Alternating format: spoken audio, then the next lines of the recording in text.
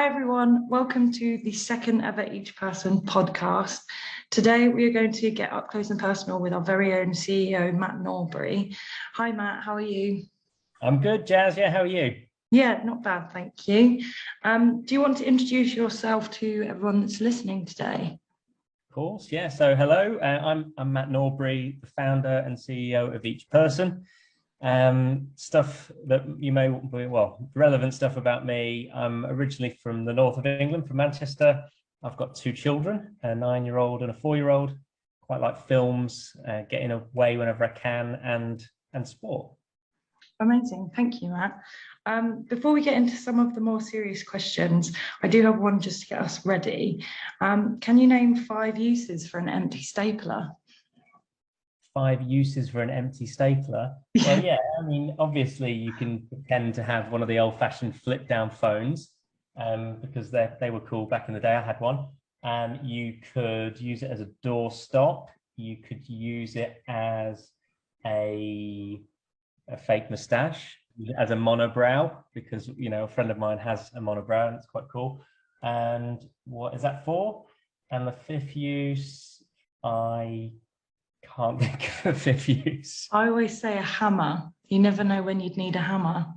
Okay, all right, I'll go with the hammer. Yeah, I'm sure you can actually use the musical instrument, right? I'm sure if you blew into it. Oh, yeah. Yeah, I think so. I'm sure a lot of people already listening know a bit about Each Person, but could you tell us a little bit more just for those people that maybe don't? Yeah, so Each Person, our mission is to help companies do more for their people. So it's evolved loads since we started, and a lot of that's been, I suppose, the result of what HR directors and leading employers think that their people need, and problems they might have in their business they want to solve. But it really all centers around the employees' mental health and financial and well-being. That's really cool, especially now that mental and financial well-being is so important. So what actually gave you the inspiration to set Each Person up? Also, can't really take any credit for it, because it came directly from a big company, multinational, asking me to help them with their recognition in their business. So they had 30,000 people, and they were in loads of different locations, like a few hundred locations, and they found it really hard to orchestrate a good recognition program that gave them the visibility of what was happening, and it was consistent across all their locations and compelling for the employees. So they tried various things previous to us getting involved, and they're all quite manual and quite ad hoc, inconsistent ways of doing things. And yeah, they wanted to do more. And me by background, we have quite a lot of experience in software and sort of using technology to solve problems. And we got involved with them. And so that was really where Each Person was born. Got your foot in. Exactly, yeah. A bit of luck, I'd say, but yeah. So we have quite a few HR directors and managers following us, and obviously it's a topic quite closely related to Each Person.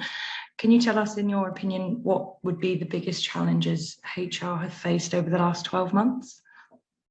I think HR have had it the hardest for the last year, I'd say, in terms of everything that's been going on, not just because of COVID, but you've got furloughing and pay freezes, redundancies they've had to make, all the rules around COVID, how that affects them as an employer. They've had Brexit to contend with.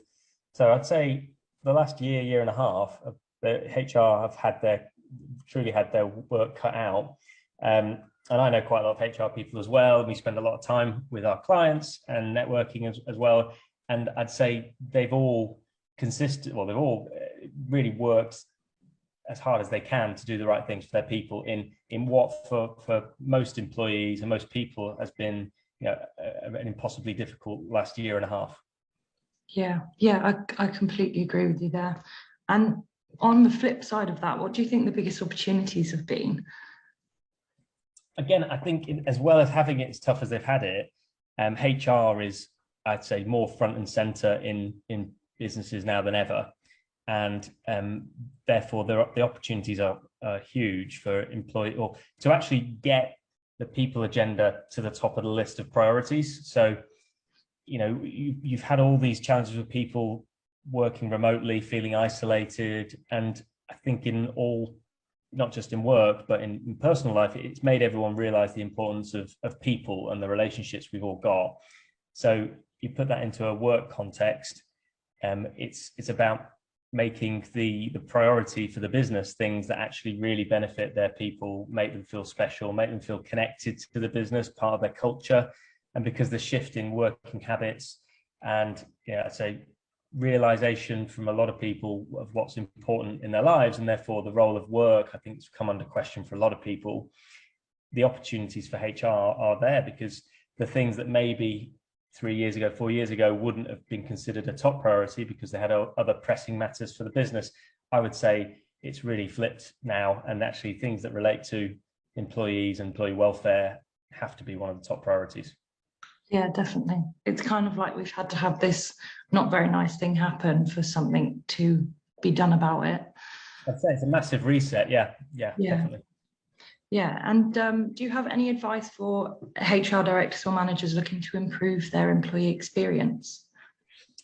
I think there's different things that can be done, and I know that budgets are always a concern for companies, and COVID's made that particularly challenging for most businesses. So I'd say it starts just by saying thank you, and it sounds a bit cliche, but it makes a difference. And I don't think in particular in the UK we're great at doing it. It doesn't necessarily come naturally to a lot of people. And we did some research early days with each person just to validate, how important is it to get a thank you, an authentic thank you. And over half of employees said that would make them feel more appreciated and valued in their workplace. It can start with that, and it costs nothing to say thank you. But I'd say the other advice, and this isn't just about us as a provider, I'd say the market is moving rapidly in terms of innovation, and we're, as a business, focused all the time on pushing the platform forward and constantly challenging ourselves to do more for people. So I would say keep a keen eye on changes in approach and improved technologies or offerings or extra value that can be offered for your people. Because if we take what we're doing with each person, in the last 6 months, I'd say we've pretty much reinvented ourselves, and we're only a young business, because I think you need to do that to stay relevant and adapt to the challenges and the opportunities. So if we're doing that in every 6 months, then there'll be lots of other people that are as well. So don't assume that, just because you went to an event a year ago or whatever, that's what's on offer. I'd say that's my real insight on it. Yeah, I guess it goes back to how COVID has changed like HR. I feel like it's doing the same with employee experiences. You need to keep on top of it because everyone's got something new to add to the table now. I think so. And I think it's also in part that expectations have changed. And I think employee expectations are going to continue to go in one way, where actually employees will continue to expect more of their employers. And that's not just more in terms of necessarily one aspect like working conditions or pay, but I think employees are challenging every aspect, and good employers need to be attractive, and they need to represent the right things. So it goes beyond, again, what you're just doing for your people. What are you doing on subjects like climate change and things like that? Because employees, good people, can choose where they want to work. And especially now that the COVID and remote working has meant that it's now applying into more and more sectors. So, you've got to fight to get the right people, and then you've got to do the right things to keep them. So I think changing expectations have driven this and will continue to drive it in one direction as well. Yeah, I agree with you. Unrelated to employee experience and HR, what is the best piece of advice that you've ever been given? I think best ever advice I was given probably came from our chairman, and it was however he worded it, but it was a couple of things. One is about never giving up, and even if what you try doesn't quite work first time, evolve it, and it will, you'll get there if you really want it. And then in the second part, which is very much his philosophy, is you've got to have fun. So don't take yourself too seriously. We, in the way we are at work, as you know, Jazz, it's quite lighthearted. We work hard, but if you take yourself too seriously, no one really wants to be around you anyway. So I think they're the two bits, like never give up and don't take yourself too seriously. Don't be afraid to have the mickey taken out of you. Yeah. I think as well, don't take yourself too seriously really does apply to employee well-being, because it just creates a really nice atmosphere. So I think those are really good pieces of advice. I think so. If you can create that culture where it feels, not too stuffy and people can be themselves, and you actually genuinely welcome and appreciate all different types of people, then I think it applies in that way as well. Yeah, definitely. So to wrap things up, can you tell us what your favourite fact is, Matt?